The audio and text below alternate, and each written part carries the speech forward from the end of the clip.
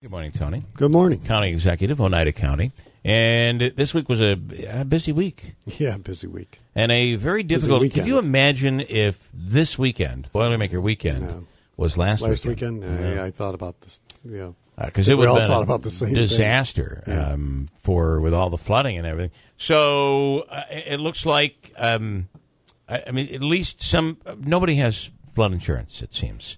So these homeowners need assistance, and it looks like there's assistance out there for people. Yeah, there is. It's limited, and we need more. There clearly has to be a better system in place as we go forward. But also, the other problem here is that this is happening on too frequent a basis in events that are not statewide or really East Coast kind of events of a hurricane or a tropical storm or any other kind of storm that comes around the nor'easter of sorts. They're even happening in rain issues like this. Now, granted, a lot of rain has been through the last 2 months, a lot of saturation, creek beds high, canal high, everything, just filled up. Yeah, the conditions were right. Conditions There's no were doubt right. about it. But even with that... But somehow that arterial was...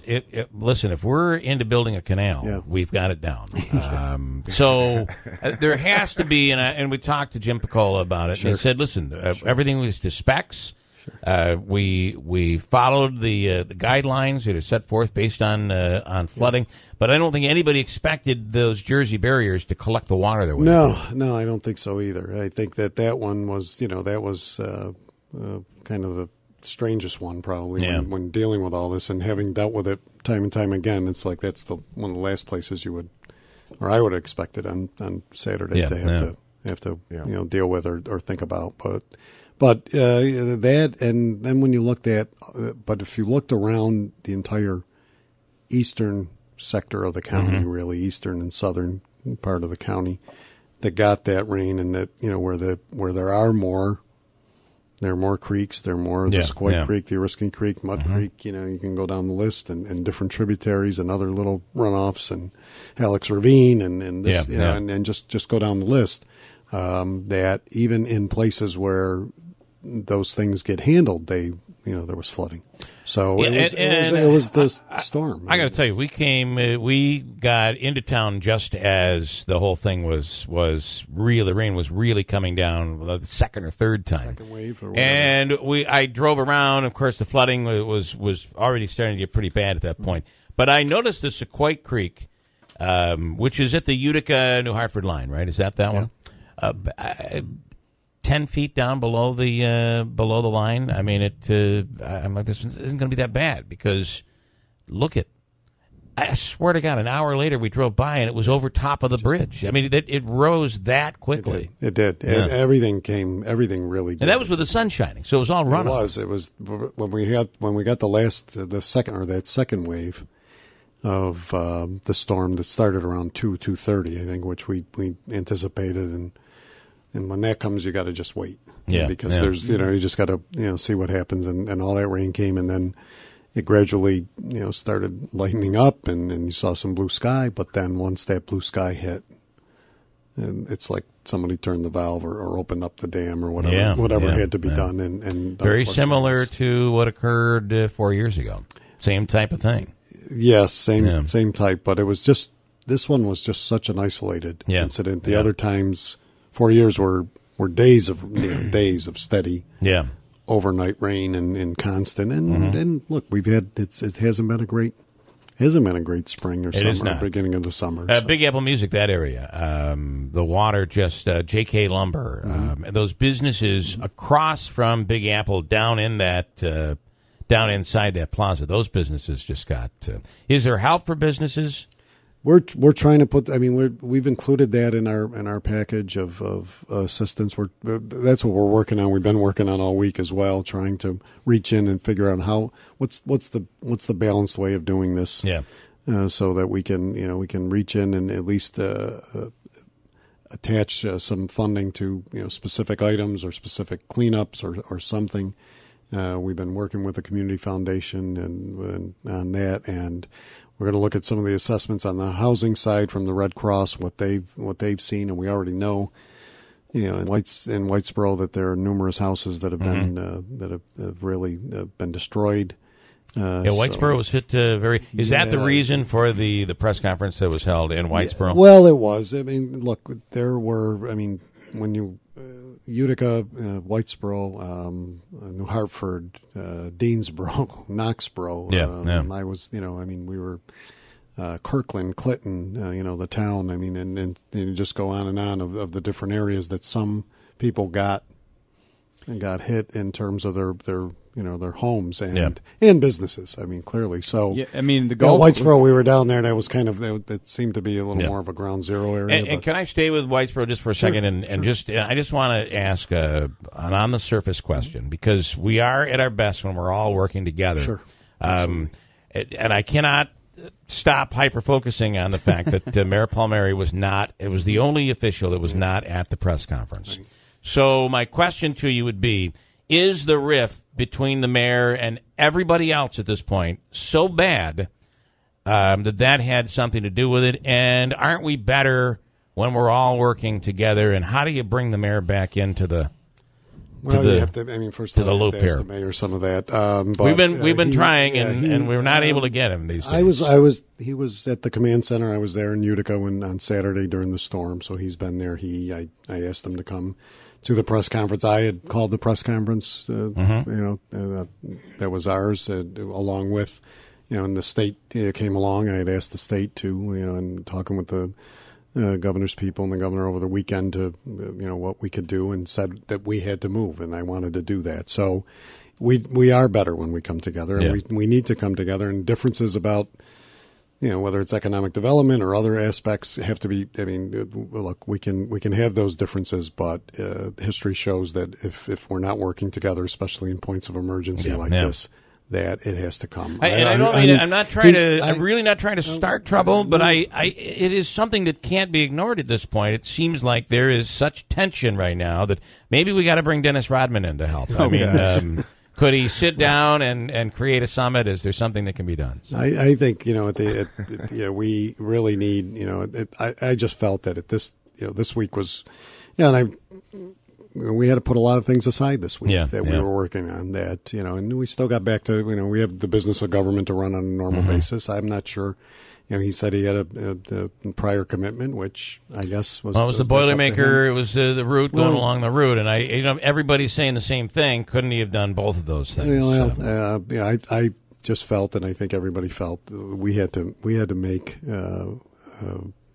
our process, but also our commitment known to the people of that community, of all communities, and they have a different role.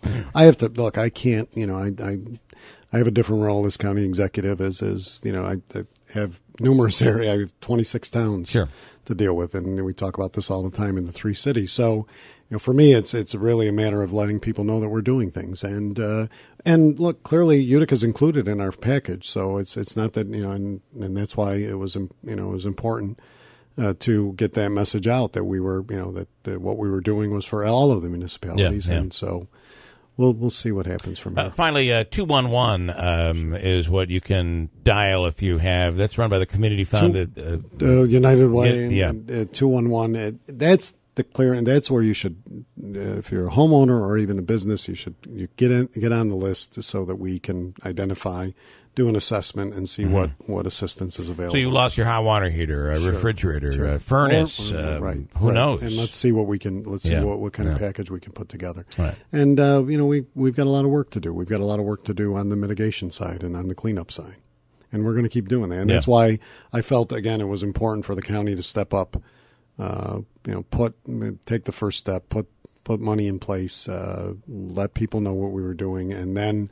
And my intention and my hope is that the state, matches or doubles it or triples it or comes along. That'd be nice. In any way, shape, or form. Yeah. And some of these areas can be fixed, and they even with the magnitude of what we saw on Saturday, there are still. I mean, some of it has to be alleviated. We have to plan better in terms of development. We have to determine, in these creeks that were built in for different times and with different weather patterns now have to be adjusted. All right, Andrew, did you have something? No, I was just saying too, just about the golf course, my home golf course. I feel bad for them that on Kirkland Ave there. That was really a bad thing that happened to them. Their whole course is closed until indefinitely. Right. So you talk about all the different areas that were impacted by that and the different businesses. It really was, and even going back through Whitesboro again, and areas of Clinton, in areas of Deansboro. I mean, people don't realize how big a county, and that there's waterways all around. I mean, there are little water systems all around. Did a levee break? No. We've heard stories of there was a levee that was giving way up at the watershed, at the old reservoir. Right, and I was told it's very interesting that. I saw some of the pictures that Dave Olney was able to take with the drone, and how they're using drone technology. During events like this, to be able to get into spots that are hard to get to be able to see, is the dam ready to break? Is the levee ready to go? They had the same problem down in Herkimer County where I think something was about to break and they had to evacuate the Walmart down there. Dave was with us over earlier at the pump station over in Whitesboro and had the drone going across so we could see, what was getting hung up. And that's good to see, during the event, so that it helps you for afterwards to see what needs to be done in the future to do. I think ongoing maintenance is really, I stressed the other day, and we had DEC commissioner here the other day, Basil Sagos, Matt Driscoll from DOT, Ryan DeStito from OGS. I mean, we went to those areas to look and to identify, and ongoing maintenance has to be changed in the way we deal with these areas too, because DEC has always been particular about the environmental aspect of it. But when homes keep getting flooded, we've got to start changing the dial. Excuse me a little bit. All right. Well, please don't do that. Change the dial. I mean, what are you thinking? I didn't mean this time. This is just unbelievable. I didn't say that. I can't believe it. I didn't mean this time. County Executive Tony Boilermaker Weekend, of course, and the area looks great. We do an awesome job every year. I mean, the city looks great, and I think it's a great event. And just talking to Tim Reed at the party that was held last night, and Earl Reed. How this thing has grown to, and not just a race, it's now an inspiration. And it has inspired an entire movement, I believe, that we're experiencing right now. It has, and in 40 years, it's hard to believe. I mean, that for those of us that have been around all that time and watched it, when what are these guys doing running this what is this route? Back in the late 70s, and saying, well, what's it going to, and who'd have thought? Who'd have thought? Nearly 20,000 people will participate this weekend. It's become, not just for those people who participate, but other people who just come to see those people participate. The reunions that take place, the annual parties that take place. They're just people gathering, and so hopefully, the Mother Nature will be kind. It looks that way. It looks pretty good for Sunday, especially. We need to keep it that way. All right, Tony. Thanks so much.